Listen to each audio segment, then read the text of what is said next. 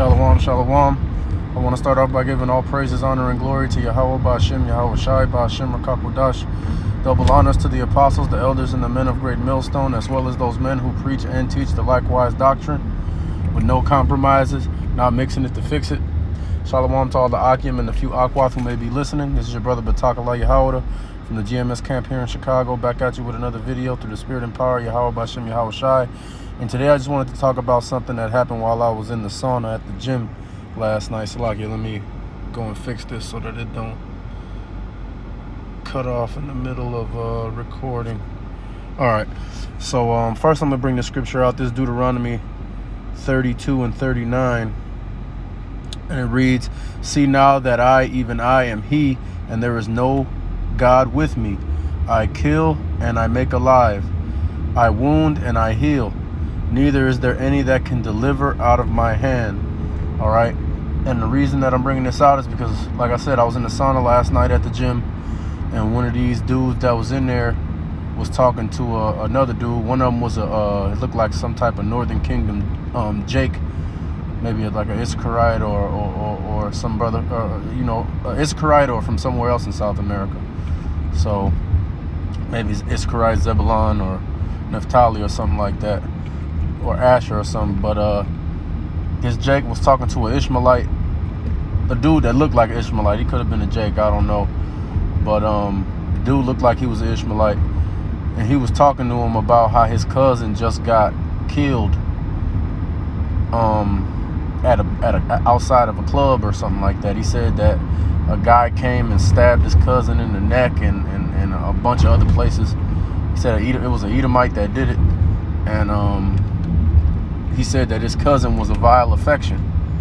And this dude that looked like he was an Ishmaelite was, oh well, that's so sad, and all the discrimination, etc., etc.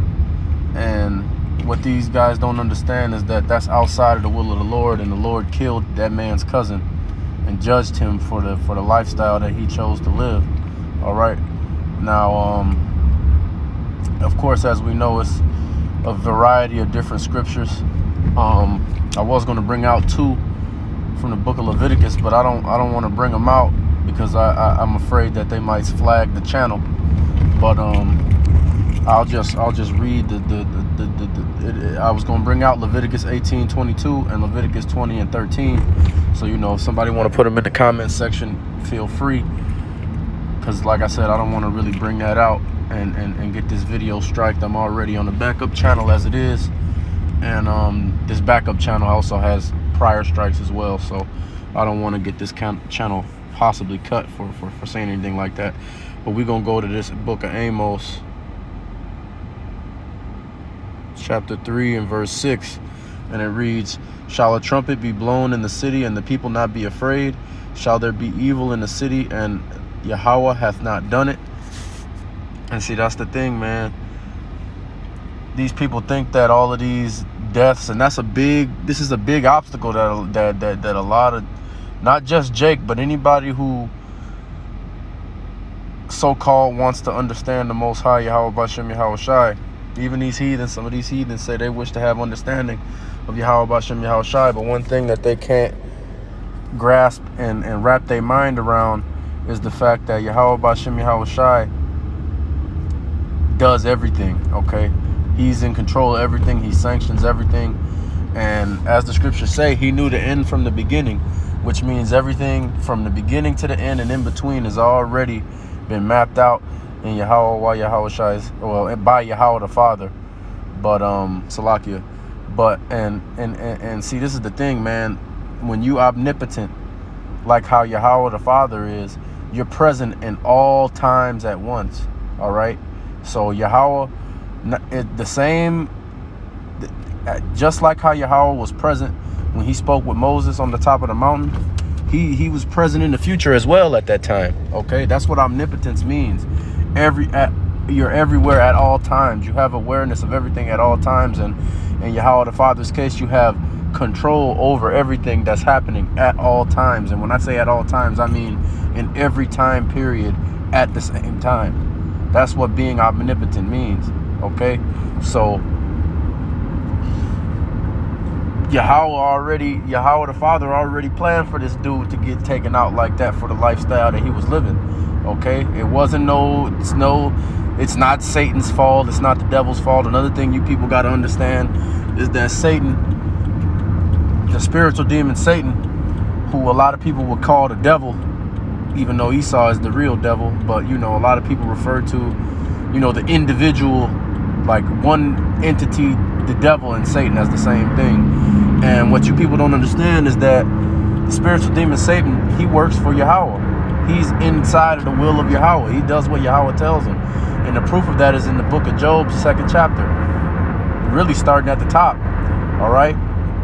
When the Lord summoned all of the sons of the Most High and all of the angels to have a congregation. And then he made that bet with Satan about how Job wouldn't fold under pressure and would keep his integrity.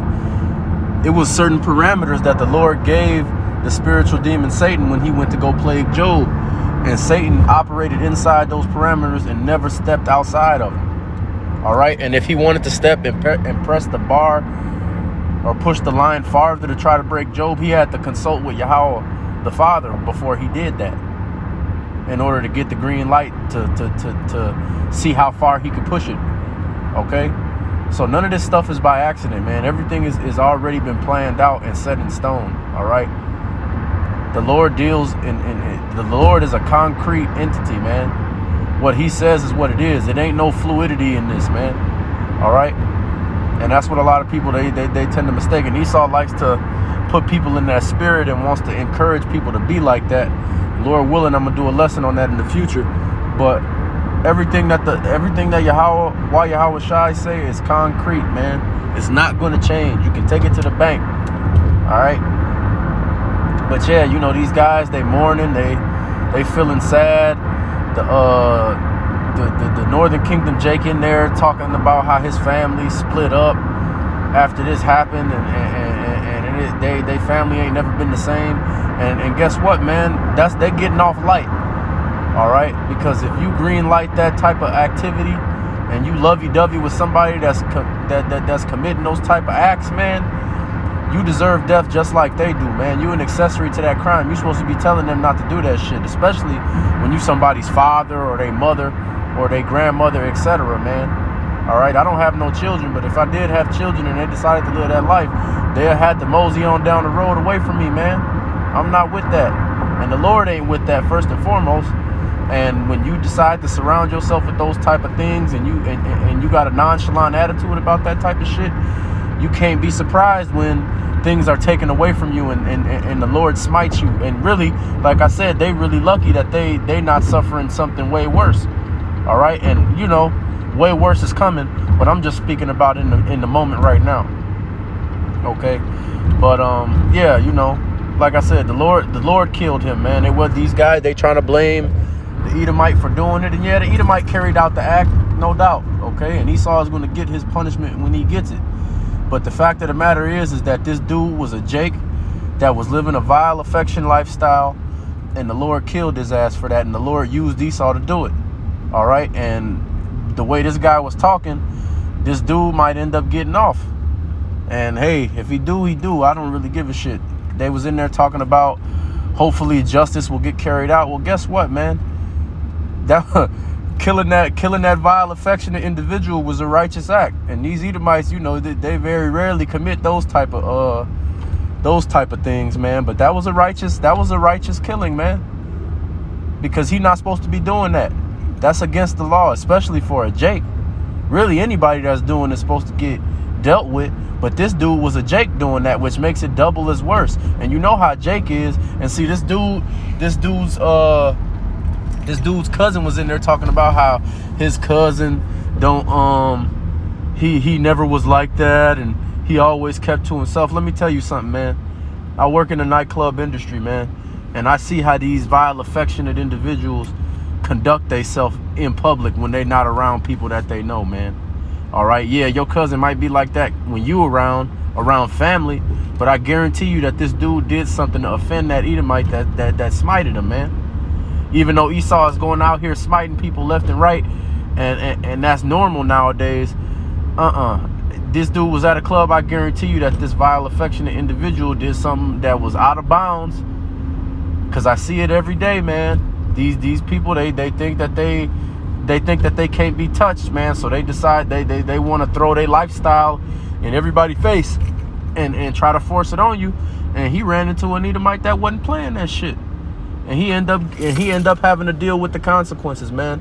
And like I said, the Lord killed him, man. And he had it coming. And that Edomite really didn't do anything wicked. I mean, if I'm wrong, please correct me.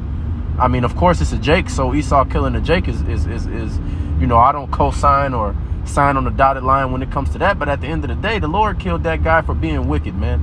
And Esau carried it out. And like I said, it wouldn't be. I find it hard to believe that dude was just sitting in the bar by himself, not saying nothing, not voicing nothing. Because if he was a quiet dude and didn't have nothing to say, he wouldn't have got fucked with like that. They talking about this dude end up getting kicked. The Edomite that did the deed got kicked out the bar, and waited for the vile affection mo outside. That sounds like judgment to me, man. All right, and I'm running on a little bit, Salakia, but just to belabor the point that lifestyle is not something that's going to be rewarded. Well, it's going to be rewarded, but it ain't going to be rewarded with something that you want to get. All right. But anyway, with that being said, I want to give all praise, honor, and glory to Yahweh, B'Shem, Yahweh Shai, B'Shem, Rakakwadash. Double honors to the apostles, the elders, and the men of great millstone, as well as those men who preach and teach the likewise doctrine. No compromises, no mixing it to fix it. Shalom to all the Akim and a few Akwat who may be listening. Lord willing, I'll be back at you with another video through the spirit and power of Yahweh, B'Shem, Yahweh Shai. Shalom, Kwam Yasharala, and the Bible Ball.